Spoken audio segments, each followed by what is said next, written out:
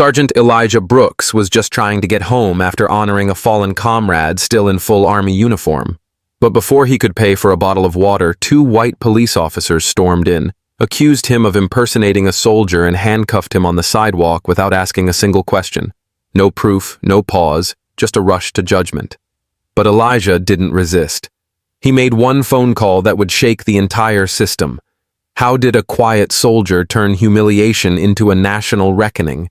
If that question grabs you like this, video share it with someone who needs to hear it. Now, let me tell you the full story. It had been a long, heavy morning.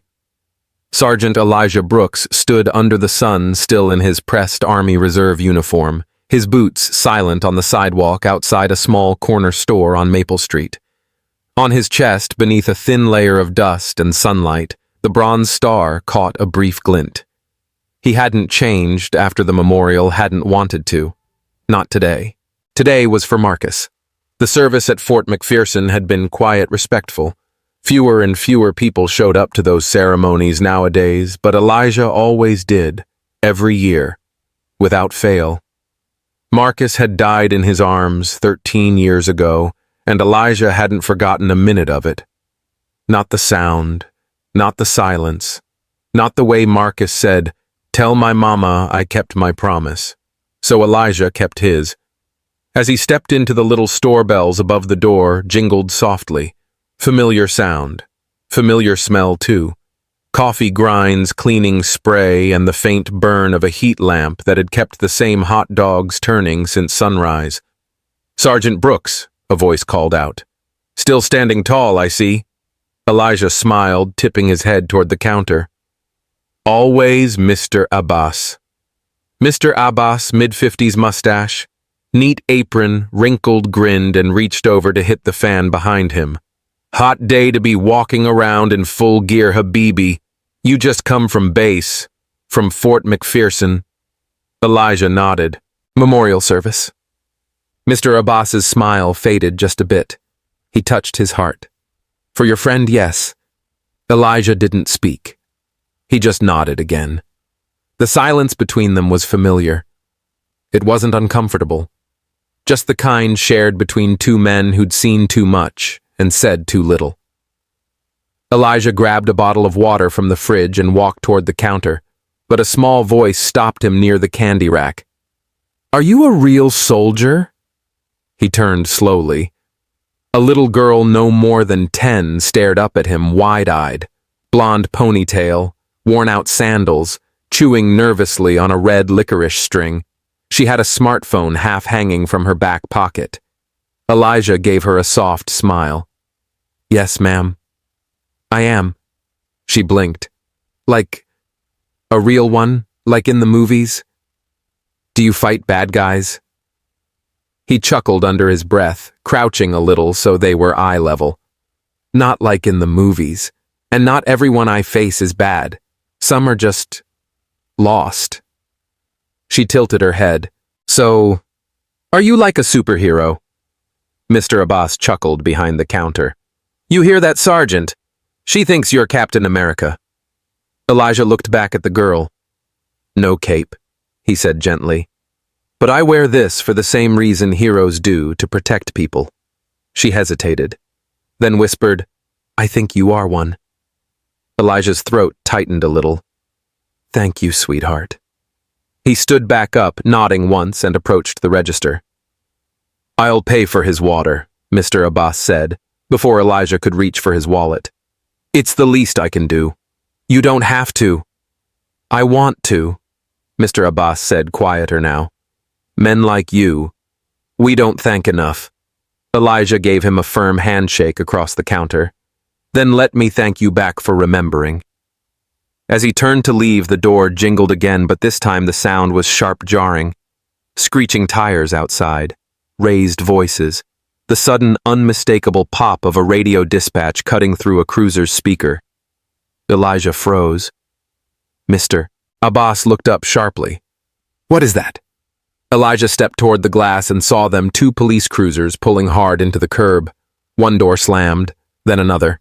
2 white officers emerged, hands already resting on their belts. Their body language was loud before they said a word. One was tall, clean-shaven, sunglasses low on his nose. The other was shorter, bulkier, with his vest half unzipped. Their faces didn't carry confusion. They carried certainty. And that's when Elijah's jaw clenched for the first time. Not out of fear, out of something colder. He looked at Ellie, who was still by the candy rack, frozen mid-bite. Her licorice fell to the floor.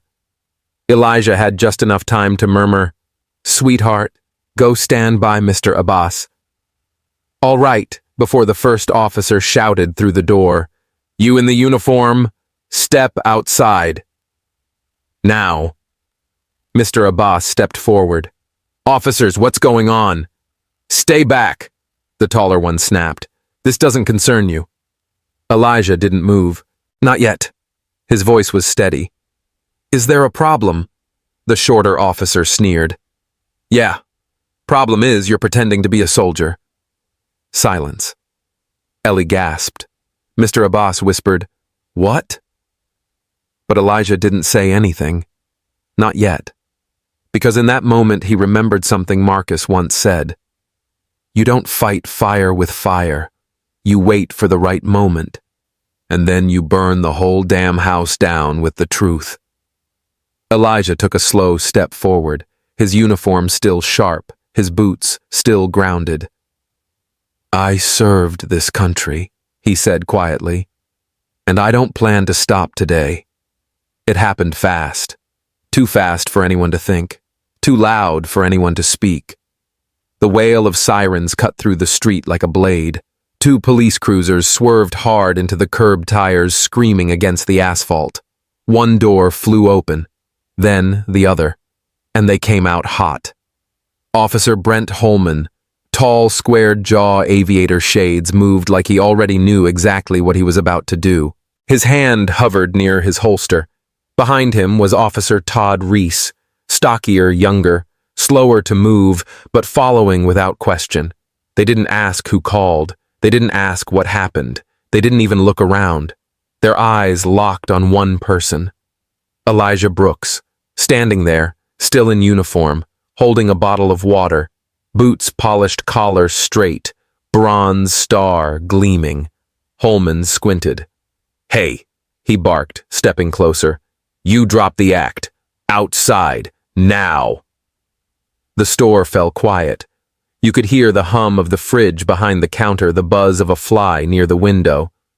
Mr. Abbas raised a hand. "Officers, there must be a mistake."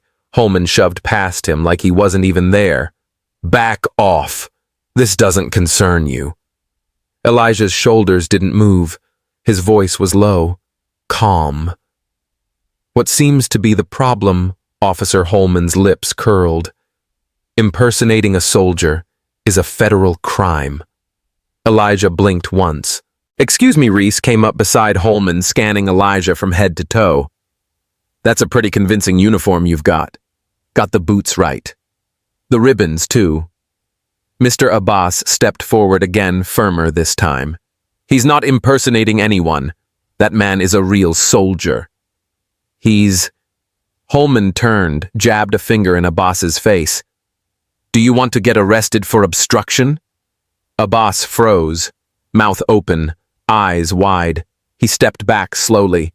Ellie from behind the candy shelf crouched lower. Her little hand clutched her phone tighter. Elijah looked Holman in the eye. "I'm Sergeant Elijah Brooks, Army Reserve." "You can check, I don't need to check." Holman snapped. "I've seen this act before." Elijah reached calmly into his pocket slowly, like he'd done 1,000 times before on the field, and pulled out his military ID. He extended it. Holman didn't even glance. "You think flashing a fake badge is going to work on me?" he sneered. "You people will do anything for attention." Elijah didn't flinch, but something flickered in his eyes. "You people." It sat there in the air like a stain no one wanted to acknowledge. "I've done nothing wrong," Elijah said, still holding the ID. Reese, to his credit, hesitated. His eyes flicked to the badge, then to Holman. "Brent," he said, voice low. "Maybe we should." But Holman was already moving. He grabbed Elijah's arm, twisted it hard behind his back. The water bottle slipped from Elijah's hand and rolled across the tile floor. Click. The first cuff snapped shut. "Hands behind your back," Holman barked. "You're under investigation for impersonating military personnel." Elijah didn't resist. He didn't shout. He just stared at the floor, like he was somewhere else entirely. Reese fastened the other cuff, quieter than Holman, almost like he didn't want to be seen. Mr. Abbas raised his voice, now frantic. "You're making a mistake. That man has been coming here for years. Sir, step back or you'll be detained." Holman pulled Elijah toward the door. Elijah glanced once toward Ellie. She was shaking. He gave her the smallest nod, and that was when she hit record. The officers dragged Elijah outside. The sun was hotter now. The sidewalk burned. Cars slowed as people craned their necks to see what was happening. A soldier, in uniform, being cuffed and pulled like a shoplifter. No explanation, no hesitation. Holman pushed Elijah to his knees. "Let's see if you're still proud wearing that fake badge now." Elijah said nothing. But Ellie's phone didn't stop recording. The sidewalk was hot enough to fry an egg. But they didn't care. Officer Holman shoved Elijah to his knees right there on the edge of the curb between a trash can and a storm drain. Cars slowed down, people stared. Phones came out, but no one said a word. He was still in uniform, still wearing his name, still carrying every scar, every loss, every quiet night spent under enemy fire, and now he was on his knees, hands cuffed behind him as if none of that ever mattered. "You think that uniform makes you somebody?" Holman barked loud enough for the street to hear. "You're nothing. You hear me." Elijah didn't flinch, didn't blink, just stared at the ground. Behind him, Reese looked down, shifting his feet. Sweat beaded down his temple. His eyes flicked to the patches on Elijah's sleeve, then back to the street. But he didn't say anything. Not yet. Mr. Abbas stood frozen in the doorway, both fists clenched at his sides. "This is wrong," he said under his breath. "This is so damn wrong." Inside the store, Ellie hadn't moved. Her small hands were shaking, but the phone didn't stop recording. She stayed hidden, eyes wide, breath short, holding the screen just steady enough to capture it all. Elijah's knees were burning now. The concrete bit through his pants and the sun pressed against the back of his neck like a hand trying to shove him down further. But he didn't bow his head. He never did. Holman circled in front of him, pacing like he was waiting for Elijah to snap. "You gonna say something, soldier? Gonna confess you're a fraud?" Elijah lifted his eyes calm and steady. "I'd like to make a phone call." Holman snorted. "You're not under arrest. Yet." "No phone call." "It's standard procedure," Elijah replied. "Still calm, still controlled. You're detaining me. I have a right to contact my command." Holman leaned in. "You think I give a damn who you call Reese?" cleared his throat. "Let him. What's the worst that could happen?" Holman shot him a glare. Reese shrugged. "He's not resisting. Let him call. Won't change anything." Holman hesitated, jaw tightening. Elijah didn't wait. He turned, slightly raised his voice just enough and said, "Hey Siri, call Colonel Langston." There was a pause. Then the phone buzzed in his pocket, vibrating against the denim and pressed fabric of his uniform. A second later, a clear, sharp voice came through the speaker. "This is Colonel Everett Langston." Elijah didn't raise his voice. He didn't need to. "Sir, this is Sergeant Elijah Brooks. I've been wrongfully detained. 2 officers are accusing me of impersonating military personnel. I've shown them my ID. They refused to look." A silence. Then the voice replied, slow, firm, and unmistakably in command. "Stay right where you are. I'm on my way." The line cut. Elijah looked up straight at Holman, and then came the words, quiet, unshaken, deadly certain. You just made the last mistake of your career. Holman froze for a half second. Just one. And then laughed. Oh, that's cute. You think one phone call is gonna save you? But something in Elijah's eyes made him step back. Because Elijah wasn't angry. He wasn't yelling. He wasn't even sweating. He was just still. Still like a mountain that knew the storm was coming and wasn't afraid of the rain. Mr. Abbas finally found his voice. Who did he call Colonel Everett Langston? Elijah replied without turning. Commanding officer, United States Army, and he doesn't like being disrespected. Holman's mouth opened slightly. A flicker of uncertainty passed across his face, but just for a second. Then, the mask returned. Well, he muttered, trying to recover. Guess we'll all just wait together, huh? Reese looked at his watch. He didn't say anything, but the sweat on his neck didn't stop. The street had quieted now. People kept filming. From across the gas station, from inside their cars. One woman whispered, Is that real? Another said, They handcuffed a soldier, but no one intervened. They just watched. Elijah looked up toward the sky, the light blinding his chest, rising slowly with every breath. He wasn't praying. He was remembering. Marcus. Afghanistan. That last breath. That promise. I'll keep wearing this uniform, even if the country forgets what it means. Elijah didn't move. Still on his knees, still in uniform, hands cuffed behind his back, he stared up at the cloudless sky like he could almost see past it. The sun beat down on his face. Sweat traced the edge of his jaw. But he didn't blink, didn't flinch. Somewhere in his mind, he heard it again. The words drilled into him at 17. I will support and defend the Constitution of the United States against all enemies, foreign and domestic, even if the enemy wears a badge. That part was never said out loud, but every black soldier learned it early. Holman stood a few feet away, leaning against the patrol car with arms crossed, chewing gum like he was watching a street performer. Still acting like a damn saint, he muttered. Let's leave the cuffs on a few more minutes, just so he remembers who's in charge. Reese didn't respond. He was pacing now, looking around the street, watching people filming, watching the discomfort spread like wildfire. This wasn't going away, not like the others. Inside the store, Ellie was still behind the shelf.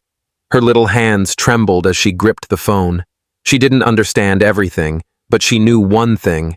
They were hurting someone good. She hit a button and called her mom. Ellie came the voice on the line. Mama, she whispered. They're hurting a soldier, a good man. They think he's lying, but he's not. He's not fighting them. He's just kneeling. Where are you? The gas station. The one by the school. Mama, please come. The call dropped. Ellie pressed her back against the cereal shelf and tried not to cry.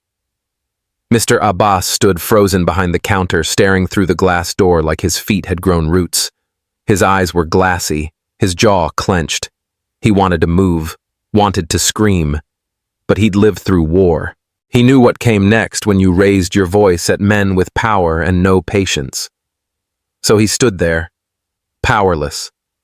Outside, a silence settled that didn't feel like peace. It felt like pressure, like the second before a storm breaks when even the air doesn't know what to do. Elijah didn't speak. He just stared ahead, at a spot on the sidewalk where a single ant crawled past his boot.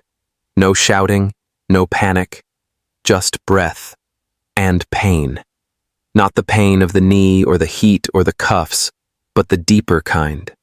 The kind you carry for a country that asks you to bleed for it, then forgets your name.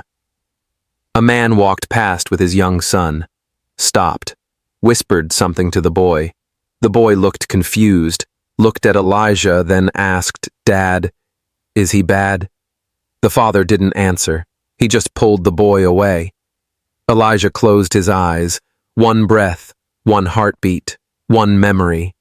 Afghanistan, the heat, the gunfire. Marcus diving to shield the medic. Tell my mom I died doing something right, Marcus had whispered, bleeding out on hot sand. Elijah had promised he would, and he had, every year, including this one, until now. Now he was the one bleeding not blood, but dignity, and no one was coming to stop it, except maybe one man, Colonel Langston. He hoped the colonel would bring fire. Holman checked his watch, bored. Bet your hero friend's stuck in traffic. Maybe he'll come dressed like Captain America. Reese let out a nervous laugh, but quickly looked away when Elijah met his eyes. Still no words. But those eyes, they weren't afraid. They were steel. Holman kicked at the sidewalk. How about this, we keep him here another 10, maybe 15 minutes. Let the sun cook that smug face of his. Then he leaned in. Close. Too close. See, that's the problem with you people. You think a uniform erases where you came from. You think it buys you respect. But out here, I decide who you are. Not that flag. Not that rank. Me. Elijah slowly turned his head, eyes unblinking, and for the first time his voice was sharp. Not loud, but pointed like a blade. You can strip the rank. You can keep the cuffs. But you don't get to define me. Not today. Holman flinched. Just slightly. That's when the sirens began. Not police sirens, but the sound of an engine-sharp, fast official. It was faint, but it was coming. And Holman's eyes flicked toward the sound. Elijah closed his eyes again. His fingers twitched against the metal cuffs. Not from fear, from restraint. The only thing harder than fighting back was not fighting back. The rumble came first. Not loud, not dramatic, just different. A deeper kind of sound, like power that didn't need to announce itself. 3 matte black SUVs turned slowly onto the block. No license plates, no markings, just precision. They didn't blast sirens. They didn't flash lights. They didn't need to. Everything around them just stopped. Officer Holman narrowed his eyes, straightened his back. What the hell is that? Reese took a half step back. His gut already knew. The SUVs rolled to a clean stop at the curb just 10 feet from where Elijah still knelt on the scorching concrete. From the first SUV, 4 soldiers stepped out. Not cops. Not National Guard. These men wore jet-black uniforms with sharp silver insignias, emblems not every American would recognize. But Elijah did. Special Operations Command. The real kind. Their movements were quiet. No shouting, no panic. Just order. Precise, practiced, powerful. Then the back door of the middle SUV opened. A tall, broad-shouldered man stepped out. Colonel Everett Langston. Decorated, respected, feared by some, revered by others. He walked like a man who had walked through war and come out steel. His uniform was immaculate. His eyes scanned the scene like a laser. People recording on their phones went silent. Even Ellie, still crouched by the shelf inside the store, peeked out with wide eyes. Langston didn't yell. He didn't even raise his voice. He just spoke, and the world listened. Who put Sergeant Elijah Brooks in handcuffs? Holman puffed up his chest, trying to regain control of a scene he no longer owned. He's impersonating. Langston raised one hand, slowly, no aggression. Just enough to say, "You've said enough." Then he stepped closer. That man has served 3 tours. He holds the Bronze Star for heroism. He has bled on foreign soil so you could sleep safely at night. He turned eyes boring into Holman. And you put him on his knees. On American concrete. Reese took a shaky breath. Holman said nothing. Langston looked down at Elijah, still kneeling, still silent, still proud. He gave the slightest nod. 2 soldiers stepped forward. No hesitation. One unclipped the cuffs. The other offered his hand. Elijah didn't take it right away. He stood on his own. Slow, steady, dignified. Langston met him halfway. "Sergeant Brooks." "You okay?" Elijah finally spoke, his voice hoarse but firm. "I will be, sir." Langston put a hand on his shoulder, then turned back to the officers. "I'm not here alone." And as if on cue, another figure stepped out of the third SUV. A civilian, briefcase in hand, sharp suit, determined eyes. Major Carver, JAG Corps. I'm the legal liaison assigned to this incident. He pulled out a set of papers. This is a federal injunction. Officer Brent Holman, you are hereby suspended pending investigation for abuse of authority, false arrest, and racial misconduct. Holman blinked. This is a mistake. You will immediately surrender your badge, firearm, and radio. Langston took one slow step forward. His tone dropped like stone. You don't get to rewrite what happened here today. Too many cameras, too many witnesses, and too much blood in that man's boots for you to keep pretending. Holman hesitated. One of the special ops soldiers stepped closer. Badge, gun, radio, now. With trembling fingers, Holman reached for his belt, pulled the badge, dropped it. Then the gun. Then the radio. The sound of metal hitting concrete echoed in the heat like thunder. Reese stayed frozen. The legal officer turned to him. You'll be called for questioning. You may remain on desk duty until reviewed. Elijah stood still through it all, silent, not because he had nothing to say, but because all of this said enough. From the store, Ellie stepped outside. She wasn't hiding anymore. She clutched her phone tight, holding up the video she'd filmed. Langston noticed. He crouched, slightly softening. What's your name, Ellie? You recorded everything. She nodded. Yes, sir. That was brave. You helped stop something ugly. Ellie looked at Elijah. He didn't do anything wrong. Langston smiled, just barely. I know. And now the world will know too. Elijah looked down at the little girl. Thank you, Ellie. She ran back to her mom, who had just pulled up in a minivan with panic on her face. The soldiers returned to the SUVs. Langston didn't rush Elijah, just stood with him. You want a ride? Sergeant Elijah shook his head. No, sir. I think I need to walk a little. Langston nodded. Then walk tall. You earn that uniform every damn day. It started with a 10-year-old girl and a shaky video. Ellie posted the clip from her mom's phone. Just a minute and a half long. No music, no edits, just raw truth. A black man in uniform, handcuffed, kneeling, shamed by the very system he once swore to protect. Then, the arrival, the SUVs, the colonel, the silence. The moment Holman dropped his badge onto the sunlit pavement. By the end of the second hour, it had over 500,000 views. By sunset, 10 million. Comment sections filled like wildfire. This is why people don't trust the badge anymore. That little girl is braver than most adults I know. He didn't even flinch. That's real strength. People were angry, but not just angry awake. For the first time, they weren't just scrolling past injustice. They were sharing it, talking about it, asking questions, and the voices grew louder. Across town, Mr. Abbas stood outside his corner store.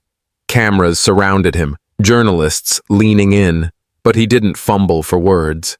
He pointed to the very sidewalk where Elijah had knelt just hours before. That man comes here every month. He checks in on me, on Ellie, on the old lady who lives 2 doors down. He wears the uniform, yes, but more importantly, he carries himself with honor. A pause. Then his voice cracked. They didn't just arrest a soldier today. They arrested a human being. Later that evening, another voice entered the conversation, not from a podium, not behind a title, but from the heart. Martha Colburn, 84 years old, posted a simple video from her front porch. She wore a faded red nurse's pin on her blouse, a relic from the Korean War. I know what a real soldier looks like, she said, eyes steady. I've seen boys go into battle scared, proud, bleeding, but never losing their dignity. She held up a printout of Elijah's photo. I see that same look in his eyes. The video hit 3 million views overnight. Colonel Langston gave a brief press statement the next morning. He didn't raise his voice. He didn't point fingers. He just stepped up to the microphone, flanked by members of the military black, white, brown men, women standing as one. There is no place in uniform or out for racism to hide behind a badge. He looked directly at the cameras. The military honors those who serve. But more than that, we honor what they stand for. He stepped back. No Q&A, no spin, just truth. Through it all, Elijah said nothing. Reporters camped outside his home, news vans parked across the street, producers called offering national interviews, offers for book deals, documentaries. But he didn't speak. He sat on his porch in quiet reflection, watered his front lawn, walked his dog. Sometimes he'd pause by the folded flag on his mantle, the one sent to him after Sergeant Davis, his best friend, died in Iraq. Sometimes he'd just stare out the window. And still, silence. Not out of fear, not out of shame, but because his silence said more than words ever could. It was a reminder that not every war is fought on foreign soil, and not every battle makes headlines. Sometimes dignity is the loudest form of resistance. And while Elijah stayed silent, the world around him started to speak up. A state senator tweeted, "We need legislation to protect servicemen from racial profiling. Immediately." A retired Marine shared, "I wore that same uniform, but never had to defend it at a gas station." Thousands of veterans began posting photos of themselves in uniform, using the hashtag "We Stand with Elijah," and amidst all this noise, Ellie watched from her window. She'd become a bit of a hero at school. Her classmates hugged her, teachers thanked her, some even cried. But she didn't do it for that. She just kept staring at the screen, watching the view count rise, watching strangers thank her for pressing record. She whispered to herself, "He didn't deserve that. No one does." The tide had turned. A wave had begun, not just of justice, but of awareness, of truth that couldn't be undone, of voices that couldn't be silenced. And Elijah. He just stood by the window, still silent, still watching, still waiting. By the third day, America wasn't just watching, it was on fire. The clip of Elijah Brooks, shackled in full uniform, was no longer just a video. It was a statement, a scar, the kind that doesn't fade quietly. Twitter exploded, Facebook overflowed, YouTube thumbnails turned red with outrage. 2 hashtags dominated the nation. Salute Brooks. Justice. In uniform, veterans posted side-by-side photos, one in their youth, one today. Each caption told the same story. It could have been me. Families held homemade signs outside city halls. Respect the uniform. Respect the man. And on every major news outlet, one name rose like a drumbeat: Elijah Brooks. At the heart of it all was a journalist named Keisha Wright, seasoned, grounded. She'd reported from war zones, but said this story hit closer than any battlefield ever did. She dropped her article at 6 a.m. Front page. Bold black letters. An American hero in handcuffs. Does this country still know what it's fighting for? She didn't mince words. Elijah Brooks survived combat. He came home wearing the uniform of a nation he swore to defend. And for that, he was thrown to the ground, chained like a criminal while children watched. Not because he did something wrong, but because he was black and dared to wear honor on his chest. That article hit like thunder. Morning anchors read it on air. Radio hosts quoted it line by line. People printed it, framed it, passed it around church pews. By afternoon, the mayor of Augusta stepped onto the city hall steps, surrounded by cameras and microphones. You could see it in his eyes. This wasn't damage control. This was panic control. Effective immediately, he began. His voice strained but clear. Officers Brent Holman and Todd Reese have been relieved of duty and will face formal investigation. He looked directly at the lens. On behalf of this city and as its mayor, I offer a public apology to Sergeant Elijah Brooks, his family, and every man or woman who ever wore that uniform with pride. It wasn't enough. but it was a start. That same evening, a different spotlight shined. This time on Ellie, the 10-year-old girl with the heart of a lion. She sat in a plush TV studio, tiny legs swinging under the chair, hair tied back in a blue ribbon. The host asked gently, "Ellie, why did you decide to film that moment?" She blinked, thought for a second, then said quietly, "Because it didn't feel right. He was nice, like my grandpa. And I thought, if people saw it, maybe they'd care." The host nodded, caught off guard by the weight in her words. Then Ellie added even softer, "People should be asked before they're treated like they're bad. That's fair, right?" The nation didn't just hear her. It felt her. Meanwhile, Elijah Brooks sat on his porch, still silent. Neighbors waved, reporters lingered. Even a senator's aide stopped by, offering a statement to read if he wanted. He didn't. Not yet. He'd seen cameras before overseas after successful missions. He'd faced the sound of explosions, the smell of sand soaked in sweat. But this was something else. This was the storm after the silence. And he wasn't rushing through it. Inside his home, folded letters piled up. From school kids, from veterans, from mothers and fathers. Some just said, "Thank you for holding your head up." Others, "We're sorry. We didn't know. We do now." Still others asked him to speak, to lead, to rise. But Elijah just stood at his window, watching the sun go down, thinking about all the times he'd saluted a flag believing it saluted back. Back in the city, pressure mounted. Civil rights groups called for full prosecution. Veterans associations demanded national protections for uniformed personnel of color. State legislators drafted a bill in Elijah's name. And across America, people talked about race and uniforms in the same breath. Wasn't that the point of the uniform? To erase the differences, to unite, to protect. Then why did it take a child's video for people to see a man's worth? And still Elijah said nothing. No interviews, no camera time, not even a single post on social media. But his silence echoed.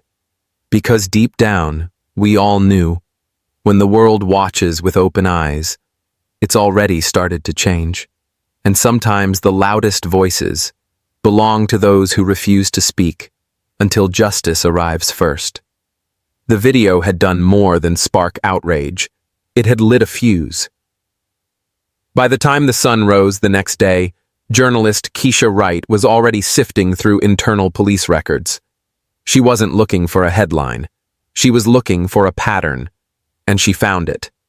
Officer Brent Holman had 4 prior complaints, each one alleging racial bias, verbal abuse, or excessive force.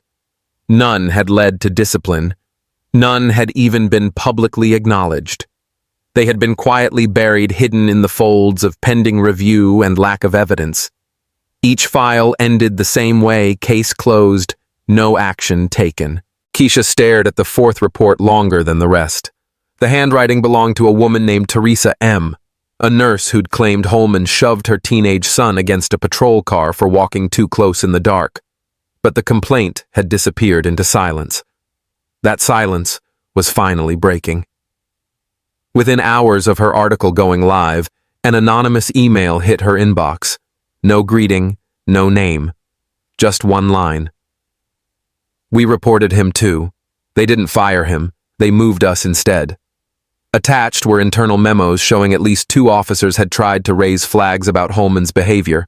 One was reassigned to traffic duty. The other was sent to a remote precinct 3 counties away. Keisha's fingers froze over her keyboard. This wasn't just about one man's abuse of power. It was about a system designed to protect him. Miles away in a quiet room, Elijah Brooks sat alone. No cameras, no press, no applause. Just him, a screen, and the quiet hum of an old ceiling fan above. He read Keisha's article from a printed copy. Not because he didn't trust the internet, but because some things, some truths felt heavier when held in your hands. His eyes moved slowly across each paragraph, lingering on the parts about Holman's past. The nurse, the silenced officers, the quiet removals and quiet cover-ups. He didn't flinch. He didn't speak. But his fingers curled around the paper gently but firmly, like he was holding something sacred. At Fort Delaney, Colonel Langston stood at his desk reading the same article under the glow of his desk lamp. He didn't shout. He didn't slam his fist.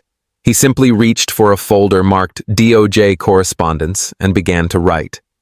His letter to the Department of Justice was short, direct, and powerful. This is no longer an isolated incident. This is a pattern. We are prepared to cooperate fully with a federal investigation. Justice-like rank must be earned, not hidden behind a badge. When the envelope was sealed and placed in the outgoing tray, Langston stared out the window for a long time. Not because he doubted Elijah, but because he knew the system would now be forced to face itself. Back in Elijah's living room, the screen showed talking heads debating the story. Terms like racial profiling, qualified immunity, and systemic oversight echoed from the speakers. But Elijah heard something else. He heard the silence of every voice that had been ignored. He heard the weight of every uniform worn with honor and then stained by power abused. He wasn't looking for revenge. He wasn't even looking for justice anymore. He just wanted the truth out in the open where it couldn't be buried again. And as he watched the footage of himself handcuffed in uniform under the sun, he didn't blink. He just whispered, not to the camera, not to the world, but to himself. Truth can't be cuffed. And that truth was just getting started. The podium stood at the front of the police academy's main auditorium, simple, undecorated, and waiting. No banner, no flashing lights, just rows of cadets in navy blue, their backs straight, their faces caught between duty and doubt. And then Elijah Brooks walked in. He wore no medals, no bars of rank, just a plain black shirt and slacks, not even his uniform. Yet when he stepped onto that stage, the room fell still like the air knew it owed him silence. He looked out his eyes, scanning each face, not judging, not accusing, just looking, like he was searching for something. Then he leaned in toward the mic. No script, no cue cards. "I've served this country for 17 years. He began, his voice even calm. "In uniform, in war zones, in peacekeeping missions. I've worn the flag on my shoulder with pride." He paused. "But the day I was handcuffed in front of a convenience store, no one saw that. No one saw a soldier. They just saw a black man standing where to some he didn't belong." A few cadets shifted in their seats. One near the back lowered his eyes. "This isn't about guilt, or even blame." Elijah continued. "It's about perception. The question isn't whether I looked suspicious. The question is, why did I ever look suspicious to begin with?" That landed. You could feel it. Like a quiet chord had been struck somewhere deeper than they expected. From the rear of the hall, Colonel Langston watched without a word. He didn't stand. He didn't command attention. But every cadet in that room knew who he was and who he was watching. Elijah stepped back from the mic, then walked forward untethered from the stand. He didn't raise his voice, but somehow it filled the room more than a shout ever could. "I could have responded with anger," he said. "I could have demanded vengeance. And honestly, some part of me wanted to." He looked down for a moment, gathering a breath. When he looked up again, something in his expression softened. But revenge teaches nothing. Silence, though. Silence lets others hear their own conscience, and sometimes that's louder than any protest. A single cadet, a young woman in the third row, blinked away tears. She wasn't alone. By the time Elijah's final words left the air, no one moved. No one clapped. Not yet. He simply turned, stepped off the stage, and walked down the center aisle. And then one slow clap. Then another. Then a ripple rising into a full wave of applause that followed him all the way out the door. He didn't wave, didn't smile. But for the first time since that day on the sidewalk, he walked without weight. Later that night, the Academy's official livestream posted the speech under one title, "Silence is the highest form of resistance." Within hours, it had 3.2 million views, In the comment section, strangers called him a new kind of hero, not because he fought back, but because he refused to become the very thing that broke him. One comment read, "He didn't raise his voice, but he raised the bar for all of us." And as Elijah sat in his car parked beneath the quiet shadows of a tree-lined street, he finally allowed himself one exhale. Not of relief, but of peace. The battle hadn't ended. But for the first time, he knew which side of history he was standing on. The porch creaked gently beneath Elijah's chair as he rocked back and forth, slow and steady. A tall glass of sweet tea sat beside him, half-full beads of condensation catching the last golden rays of the sun. The sky. It was that kind of orange you only get after a storm. Soft, quiet, and impossibly wide. And for the first time in weeks, it felt like peace. No sirens, no cameras, just the chirping of crickets and the faint rustle of magnolia leaves swaying in the breeze. Elijah took a sip of his tea and closed his eyes for a moment. He wasn't thinking about courtrooms or cuffs. He wasn't replaying the sidewalk or the speech. He was just breathing, like a man finally allowed to take up space in his own skin. A small knock sounded from the front gate. It was Ellie, her ponytail a little crooked, clutching something close to her chest. Elijah smiled, waving her up the steps. She didn't say a word at first, just handed him the folded paper. It was a drawing. Crayon on construction paper.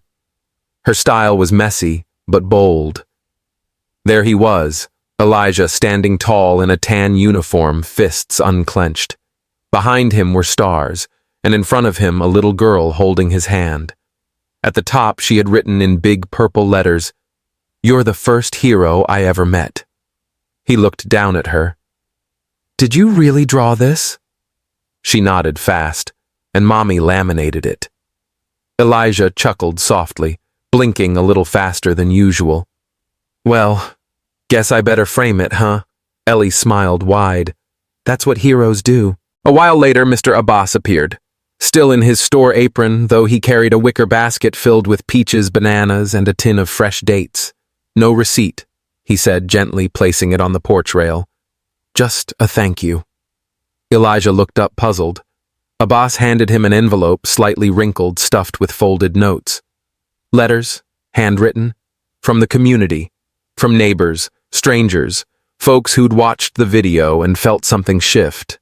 One note read, "You didn't yell, you didn't swing, but somehow you shook the ground beneath us all." Another. "Your silence made more noise than any siren I've ever heard." Mr. Abbas lingered for a beat, then placed a hand on Elijah's shoulder. "You reminded people," he said, voice low, "that dignity isn't loud, but it's unforgettable." Elijah didn't reply.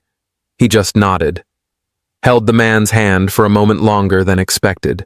As the sky dipped into a deeper orange and the sun slipped low behind the hills, Elijah stayed seated. No phone, no TV. Just him, the wind, and the rhythm of a rocking chair. He didn't need to post anything, didn't need to explain himself again, didn't need to make speeches or sign autographs. His work was already done. He had walked through humiliation and not lost his grace. He had chosen peace, not because he was weak, but because he knew its weight.